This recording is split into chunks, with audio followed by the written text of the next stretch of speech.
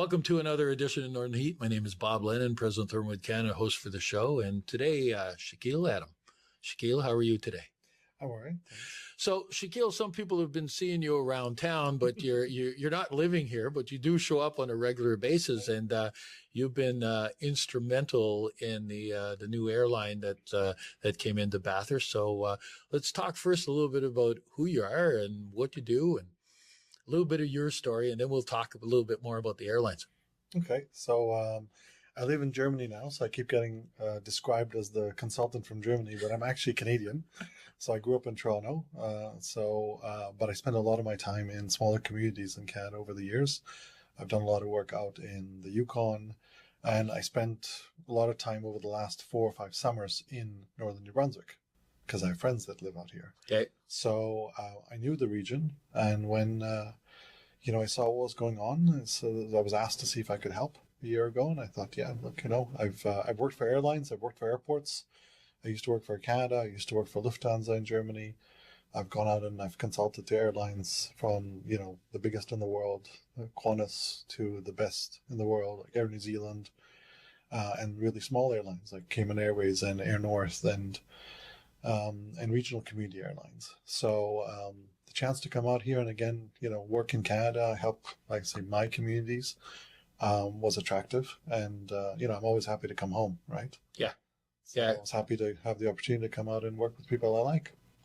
So we got into a situation in the Bathurst airport where we had Air Canada that was coming in here on a regular basis. It used to be a lot more regular, and then it, kind of shrunk and ended up almost being to a point that it was much easier just to go to Moncton and hop on a plane because of timing and stuff. And then they announced that they were no longer going to be servicing our area. So that's when things started to get a little bit heavy, I guess. And because we still have a lot of people in the area that want to fly. So that's when you come in. So tell us a little bit about, what's the process? And it's not just all of a sudden calling somebody up and say, well, bring in a plane. Yeah. So look, when I was first asked to take a look at Bathurst, I did the same thing everyone else does that's not from here. You look and you say the city is about 15,000 population. You look and say the air traffic is about 15,000 passengers a year. And I said, you've got to be kidding. Like, what do you want me to do? Right? It's really small. But like anything, I always tell people, go to a place, see the place, meet the people, smell the place, figure out what's really going on. And the first time I came, unannounced, came in on a Sunday, took my taxi, went up to the mall, where the Starbucks and the Markswick warehouse and the bank are, and I walked. I think people thought, who's this crazy guy walking down, right? It was still winter. But I went in every shop and I talked to people and didn't say why I was here. Just wanted to get a sense of the place. And as I kept walking around town and looking at the houses and looking at the cars, I thought something doesn't line up for me. This doesn't feel like a place that only has 15,000 passengers a year. I'm looking at the trucks. I'm looking, not just the pickup trucks, but the industrial, and they say something's off. And as you say, when you really dig into it, people were driving to Fredericton and Moncton. It's interesting you say it was easier to. How bad do things have to be that you'd rather drive 3 hours to another airport, or in bad weather, 4, 5, 6 hours? Or if you're coming from the peninsula, coming from further north, coming in from the Gaspé, New Brunswick airports tend to be even more convenient. You're still driving. So how bad do things have to be that you find driving 6 hours more convenient than flying from here? Yeah. And what it came down to was, you were right, Air Canada used to fly here regularly, right? We were about to celebrate, we'd be going on 40 years soon. But the flight did well when they operated multiple times a day. Yeah. You're a business person. Lots of business people or politicians need to go, come to Bathurst and go back the same day, or go to Montreal and come back the same day, or want to have a good connection to Toronto. As much as we've always served Montreal, we have to understand the biggest market in the country is Toronto. Yeah. No matter how you slice it. Yeah. Right? Any two city pairs in the whole country, Toronto is bigger than Montreal, almost every time. Right? So imagine how difficult it is for people to get to Toronto. So as soon as you didn't have 2 flights a day, then you got down to less than even 1 flight a day. That's when it was easier to go down to Moncton or Fredericton. So what you then see is that basically a market that used to serve 50 to 60,000 passengers a year dropped to 15,000 passengers a year, not because the demand wasn't there. Convenient. Convenience wasn't there anymore, right? So lots of people would drive down, but lots of people would just say, I can't be bothered to fly. I'd either drive the whole way or I just won't travel. So what does that do to economic activity, right? Connectivity, any kind of transport connectivity is key to economic activity. You need to have transport connections. You think of your business, you need to transport your product around the world. Yeah. You think about, friends, family, you need connections. You'll visit them. That's all economic activity. This region just didn't have it anymore. So, we saw the writing on the wall. We saw which way the flights were going. I wasn't panicking when the flight was going to be stopped because we already knew this months ago. We could see what was happening. And we'd started the path of talking to other airlines in April of last year. The process of getting an airline isn't something that happens overnight. Probably not. Right? No. Aircraft have to be acquired. Yeah. Pilots have to be available. Crews have to be available. Things have to be planned. It's not like airlines are sitting around with planes just on the ground waiting. Now, Air Canada's decision to abandon this market is their business decision, right? It's certainly not an economic decision against Bathurst. That's something I think the community really needs to understand and take pride in. This community hasn't done anything wrong. But what we do see, of course, is there's a competitive fight going on in the rest of Canada amongst the three major carriers. A competitive fight going on in Fredericton and Moncton, in Ottawa, in the Toronto City Airport. That has nothing to do with Bathurst. But Bathurst is a Casualty. victim. Exactly right. So the good thing is there are plenty of other airlines in Canada. We've got a great airline as a national airline. We've got two other great airlines in WestJet and Porter. We're very lucky in this country to have three very good airlines. But they get all the attention and people forget the numerous other fantastic airlines in this country, whether it's from First Air to Air North to, Air Transat. So there's options. So what we did is we met with many airlines, and ultimately we were very happy with the discussions with many airlines. I would say that, it's not that we were left with one choice. We had multiple good choices. This is an airline that was willing to step up very quickly, that was willing to ensure there would be no loss of service. In fact, we were able to put a first flight in, the day after Canada's last flight. So there was no gap in service. Yeah. And the new service operated daily right from the beginning. The last time we had a daily flight was pre-COVID, right? So, and we're seeing very good pickup in the flights. We're seeing a number of flights, anyone can go on the website and see there are certain days you can't book tickets anymore, right? There's no availability. Yeah. So for a flight that was announced, 2 some odd weeks ago, to already have flights sold out, it's a pretty good sign. And what that does is validate that the market was always there, right? So we continue to have discussions, right, with PropAir and with other airlines for future plans and growth.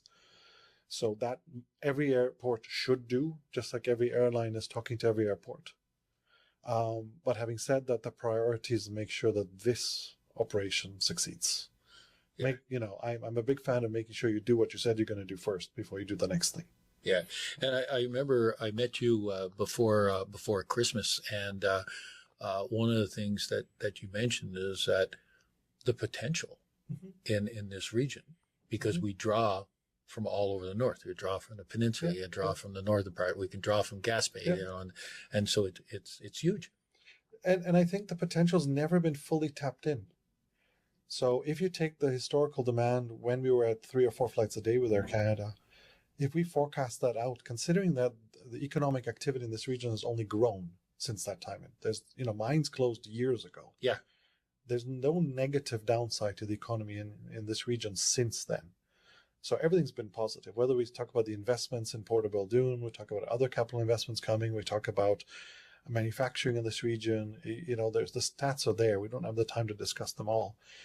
But if we forecast that out, we should be looking at over 70,000 passengers a year in demand. Now, there's another side of that where I say we have barely scratched the surface. That's inbound tourism. I've worked in 83 countries in the world. This is by far one of the most beautiful places in the world I've been to.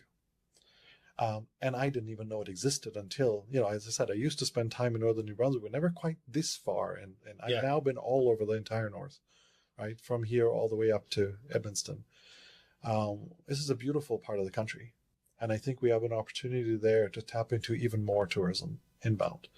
Imagine once we turn that lever on, Yeah. how much more traffic we're going to have coming here and how much more inbound economic activity we're going to have. So I think we've got a triple threat here. We've got leisure, we've got business, and government, and of course the inbound tourism still needs to be built up. Well, I want to thank you for saying that this is a beautiful part of the world, because it is. One of the reasons why we started doing the Northern Heat Report was to demonstrate how much that we have to offer. So, and let me add on validating that, something. I don't just mean the geography and the landscape. Some of the nicest people on the planet I've met here, right? I mean, you have all sorts of people everywhere, but Yeah. I mean, in general, I got to say, the people in northern New Brunswick in general, but northern New Brunswick is some of the nicest people I've ever met. Some most kind and caring and sharing, sociable people. I think we've got something we can really, share with the world, right? But let's start with sharing it with New Brunswick. Let's share it with Quebec and Ontario and other Canadians. We've got lots of potential here. Well, and again, I thank you very much for those kind words, because I believe, I've traveled to not as many countries as you had, or worked in as many countries, but it's still, when I come home here, this is home. You feel comfortable here. And compared to other places, we do have a community and people that care. Yep. And once we get you in past the front door, you're stuck. Like you're thinking, considering, I can't leave. Yeah. And so you keep coming back. So that's a good thing through this. And I really appreciate it. And because that was one of the questions I was going to ask you. So you brought it into the game about, what you found special about our region. But I really want to thank you for coming in this morning and talking to us about this, because, a lot of people don't understand, everything that there is about the airlines and stuff and what's happening. So it was very good to have you in here to talk about that this morning. I'd say it's a new flight. It's a new experience. I'd say, everyone's still trying to understand it. And I'd say before people make judgments, good or bad, try it out. The fares are fantastic. Oh, right? they are. We were looking at $1,500 return fares to Montreal, to other parts of Canada before. You can buy tickets for less than $600 now. Imagine you can go to a Habs game for less than $600 right, for a flight, right? Yeah. And you've got all options. You can go without baggage. Lots of people just need their carry-on. They're happy to go in there. Or you can buy with luggage. You can call in, add luggage onto your booking. Great thing about Prop Air, they do child discounts. Lots of airlines in the world don't give discounts for children anymore. Prop Air still does. We should appreciate that Prop Air is from a regional community like this one. So they get it, they get the people, they understand the culture. So I just say to people, either try it or talk to people who have tried it, or come to the airport and come around, see the plane, talk to the people, and make your judgments for yourself, right? What you think about it, and give it a go. Well, I bought tickets on Sunday. Saw that. Okay. Yeah. Well, I had to send you a copy because that was the deal that we had, right? I had to buy my tickets first before you come in. It was a bit blackmailed, but anyways, there was a plan. I wanted to buy the tickets, but the ease of buying the tickets compared to buying from Air Canada was much simpler to be able to do it. It was bing, bing, bing, and I had it done very shortly. And wait till you experience it, right? You don't need to show up 2 hours before the flight. You can show up 30, 40 minutes before the flight. You check in. And it's literally, Bathurst has always been almost a VIP experience. You check in, you come to the counter, you drop your bag, you're gone, right? Yeah. The airplane steps from the door. It'll be exactly the same experience in Montreal. You'll land at the private terminal. People are fussing a connections. I'm doing the connection today. I'm flying on to Zurich, straight from here. It takes less time to land in the private terminal, jump into an Uber or a taxi, eventually maybe a shuttle that brings you to the main terminal, than it would if you had landed in many airports in the world in a far out terminal, have to walk all the way across to the other side. Yeah. So there isn't a loss of convenience in this experience. And in fact, I find it far more convenient because of the start process and the end process, both in departure and arrival of this flight. I would say it's very comfortable on board. I've already been on a flight. I came in on the first flight. There's a little more legroom in many of the seats compared to other airlines.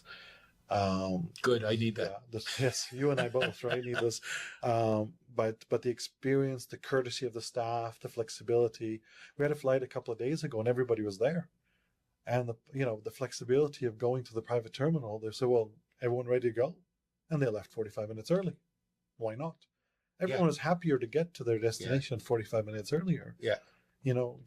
So I think there's a lot of flexibility of that sort of VIP experience you can get through this, right? Will it always be like that? Will we eventually get to bigger planes or something? Don't know. Right now we want to do this well.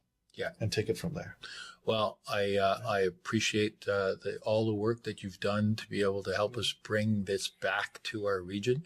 And you're right about,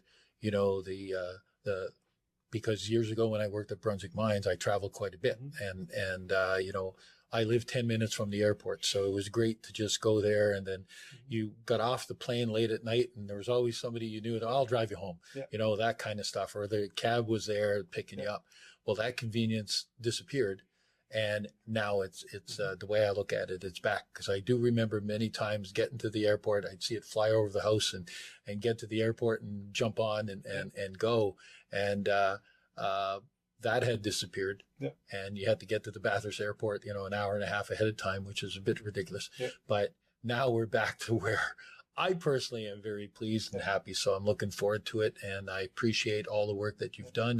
And thank you very much again for coming in this morning and telling us a little bit more. Thanks for having me. And so, tell me how your flight is. Yeah, definitely will. And I wish you a safe flight back home today. And are we going to expect you back soon, or? I'll be back next month. Okay. So I'll be here regularly, right? We need to make sure this works. So good. Well, again, Shakeel, thank you very much, and appreciate you coming in today. Thanks for having me. And there we have it. Another edition of Northern Heat for this week, the place you come to listen to those stories that haven't been discovered yet.